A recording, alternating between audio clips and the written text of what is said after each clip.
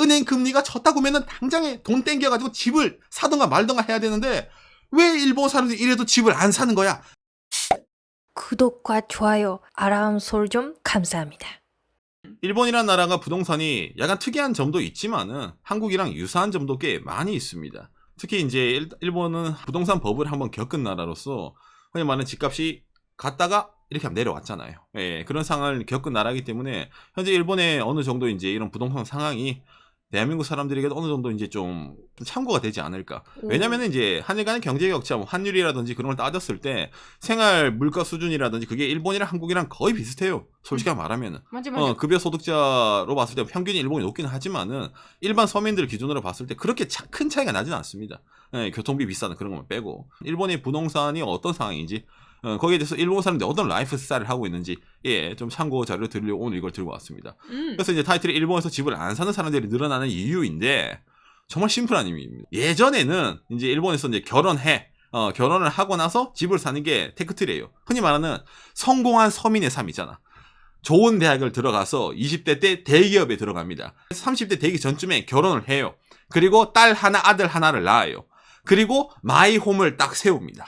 흔히 말하는 이제 사실상 마이홈이지만 가로치고 은행집. 그지? 맞지?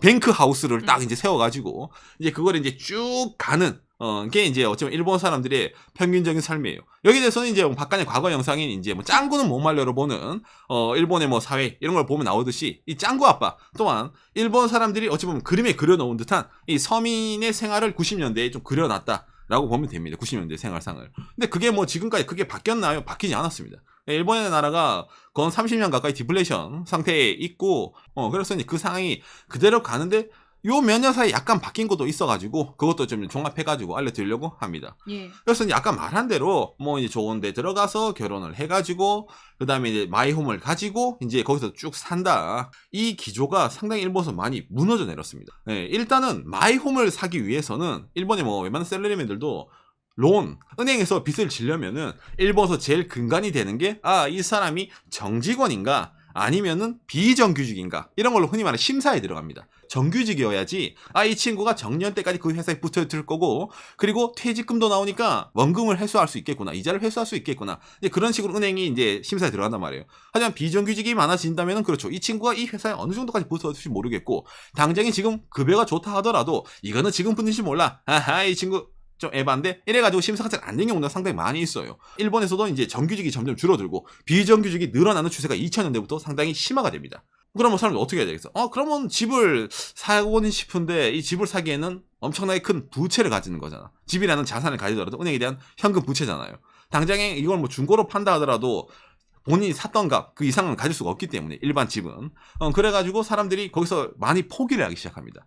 생각해보니까 여기서 이제 내가 한번 돈을 쫙 끌어서 하는 것보다는 그냥 평범하게 뭐 지금 월급 받아가지고 월세에서 이제 평생 사는 게 낫지 않을까라는 식으로 라이프 스타일이 점점점 이게 변하기 시작하는 거예요.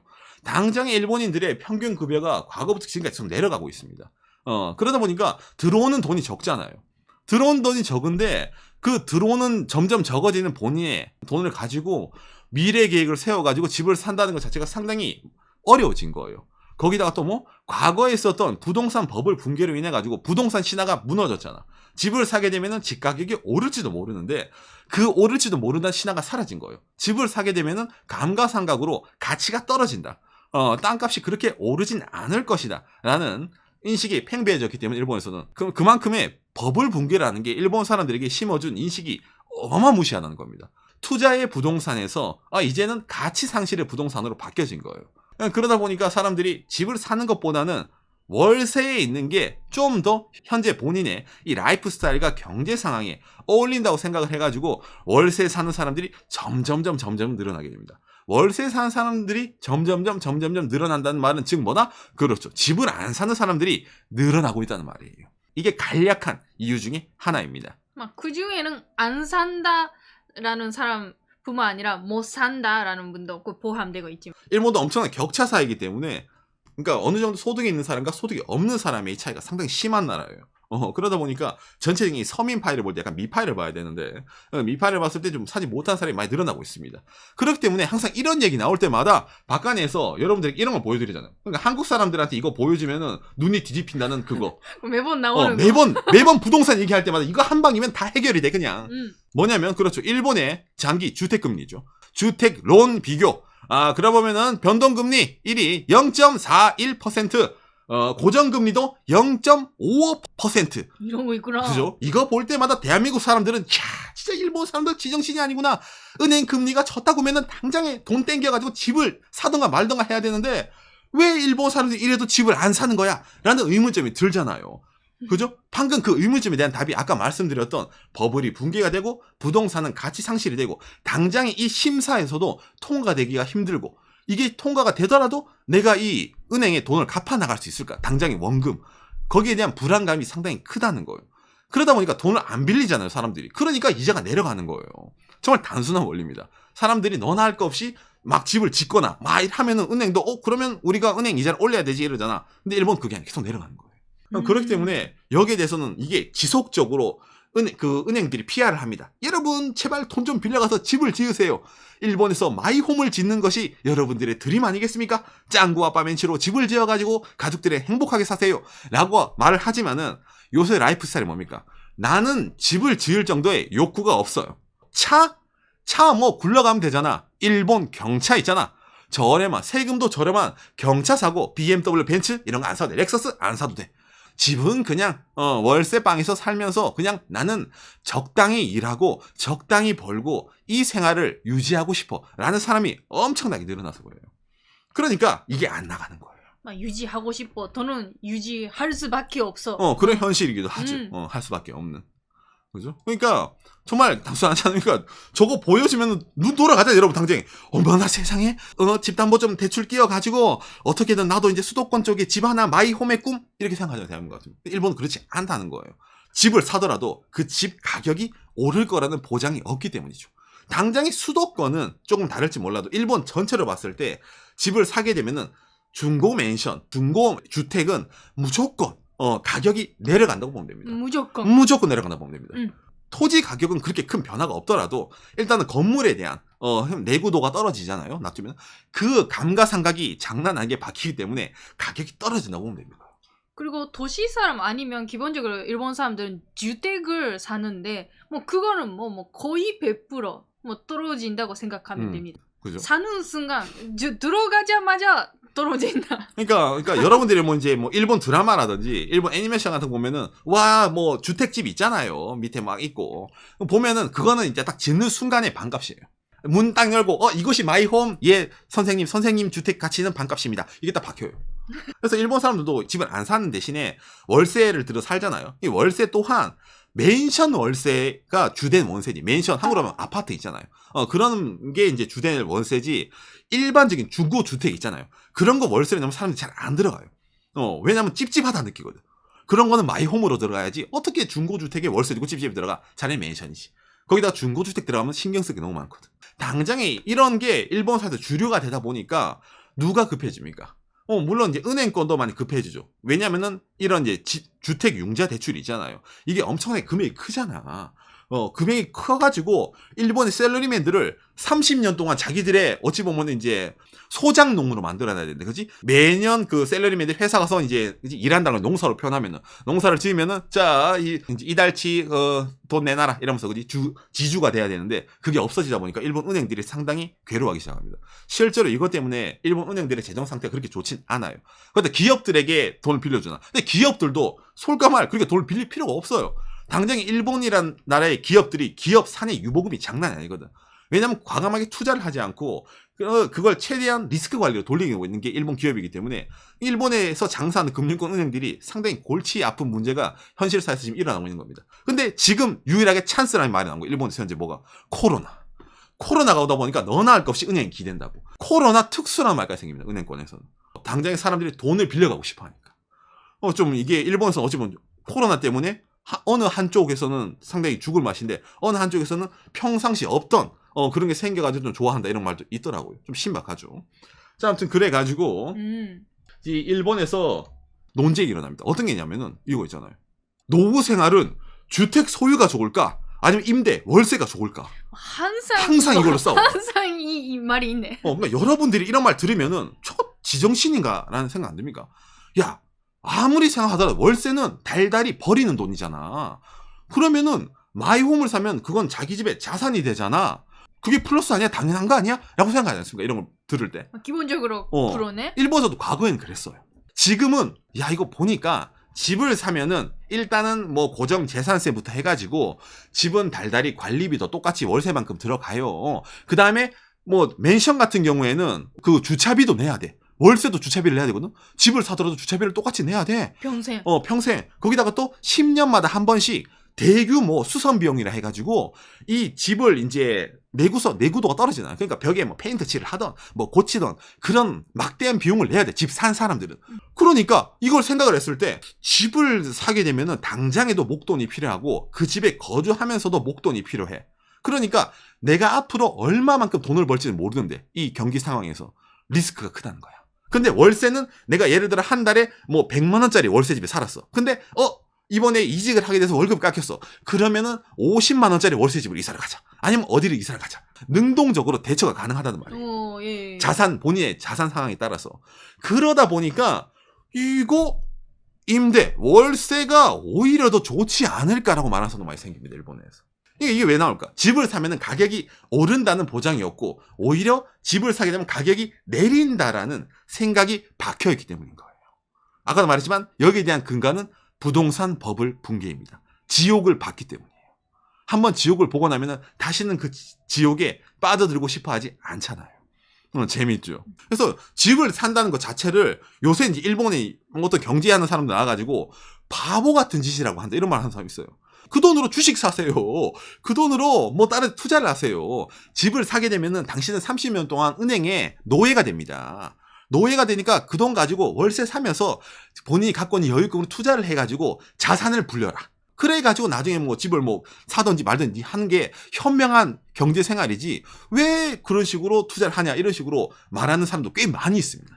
그 정도로 일본에서 이 월세라는 것 자체가 어찌 보면은 예전에는 뭐 집 살 돈 없는 사람들이 월세에 남았어. 아니면 뭐 임대주택 남았어. 이런 개념이었다면 지금은 오히려 월세가 좋아. 당장에 일본 자연재해도 많이 나잖아. 지진 나잖아. 본인이 집을 사서 지진이 나. 그래서 뭐가 무너져. 그러면은 그거 본인이 다 해야 돼. 보험비를 내든 뭘 하든 본인이 다 수선을 해야 돼. 거기다 그 지역이 인프라가 안 좋아졌어. 그런데 집을 사면은 아직까지 은행 이자가 남아있는데 이사 갈 수 있어? 이사는 못 가요. 중고주택을 내면은 가격이 더 떨어지기 때문에 집도 잘 안 팔려. 그런 리스크를 가질 바에 차라리 무슨 자연재해라든지 어떠한 일에 능동적으로 대처할 수 있는 월세가 최고지 이 사람들아. 역시 리스크 관리 아니겠어? 요즘 사회는 이래가지고 월세로 많이 가는 거예요. 이거 말할 때 항상 채팅창에 나오겠지만 일본은 전세가 없나요? 라고 느낄 수가 있겠지만 아까도 보여드린 이 가격을 봐요. 금리가 이 모양 이 꼴하지야. 전세가 가능하겠어요? 전세가 불가능해요. 늘 얘기하지만 일본은 전세가 없습니다. 전 세계적으로 봐도 한국이 좀 독특한 제도인데 전세는 금리가 받쳐주지 않으면 있을 수가 없어요. 그렇기 때문에 아까로 돌아와가지고 결과적으로 월세랑 매매, 집을 사는 것밖에 선택지가 없는 상황에서 어찌 보면은 월세가 좀 더 나아 보이네. 나아 보이네. 이쪽으로 나아가고 있는 거죠. 그런 상황에서 일본에 최근에 나온 이 경제 레포트가 나옵니다. 이게 뭐냐면은 니세 기초연구소입니다. 유명하네요. 일본의 부동산 가격 있잖아요. 그걸 그래프로 토대로 만들어가지고 자료를 낸 거, 연구자를 낸 거. 이게 뭐냐면은 예를 들어서 이제 수도권 지역에 신축 아파트, 한국으로 치면 아파트, 일본은 맨션인데 신축 맨션 가격, 그 다음에 중고 맨션 가격을 딱딱 내놔요. 그러니까 여러분 이걸 딱 보면은 엄청나게 낮았다가 좀 팽배해졌다가 갑자기 어느 순간을 기점으로 떡상을 하게 되죠. 수도권이. 당장의 그래프를 보더라도 뭔가 2011년대, 2012년대 이쯤부터 떡상을 하는 것 같아요. 이때부터 아베 정권이 시작됩니다. 아베 정권이 시작되고 나서 부동산 가격을 약간 올리기 시작합니다. 그리고 수도권 지역에 엄청나게 이때부터 급박하게 오르잖아요. 이게 뭐 때문이에요? 딱요! 2013년도 9월에 있었던 IOC에서 다음 올림픽은 도쿄 이걸 했기 때문에 이걸 기점으로 해가지고 일본에 다시 한번 경제가 부흥할 때가 온다. 자 그러면은 어디다 투자를 해야지? 도쿄 올림픽. 그러면 도쿄 수도권 투자를 해야지. 그러다 보면 돈이 몰리기 시작한 거야 이때부터. 그래서 때 아닌 부동산 특수가 최근 몇 년 사이에 왔었어요. 신축 맨션 집을 사자. 이거는 사면 오른다. 버블 붕괴 때는 붕괴가 됐지만은 도쿄 올림픽은 나를 배신하지 않을 거라고 생각해서 사람들이 막 들어갔단 말이야. 그런데 오늘 타이틀이 뭐예요? 코로나 충격이잖아. 여기에 대해서 또 사람들이 난리가 나기 시작하는 거예요. 당장에 일본 전체적으로 집값을 봤을 때는 이게 일본의 가운데가 부동산 버블이에요. 그러니까 이 그래프로 봤을 때 높으면은 집값이랑 땅값이 높다는 거예요. 이걸 정점으로 찍고 내리꽂고 있잖아. 이게 일본의 평균인 거예요. 전체로 봤을 때. 아까 이 그래프를 봤을 때는 그렇죠. 수도권만 상승이었잖아. 도쿄 올림픽 때문에. 수도권은 올림픽이 다시 한번 버블 시절의 그 맛을 우리에게 줄 거야라는 기대감이 엄청나게 많았던 거예요. 당장에 일본에도 인바운드, 관광도 많이 왔잖아. 동경 지역에 호텔 가격도 올라가. 와, 그러면 나도 에어비앤비 하면 되겠네. 이런 사람들 생겨. 사람들이 많이 모이는 이 도쿄 중심으로 한 그쪽 지역에 내가 부동산 자산을 갖고 있으면 얘는 나를 배신하지 않을 거다라고 생각을 한 거예요. 그러니까 쉽게 말해서 2013년도 떡기요. 이때 들어간 사람들은 지금 꽤 이익을 봤습니다. 왜냐면 초기였거든. 이거는 오를 거다. 그런데 작년부터 해가지고 지금 있는 물린 사람도 있을 거 아닙니까? 당장에 올림픽이 어떻게 될지 몰라. 올림픽이 중지다 중지, 연기다 연기.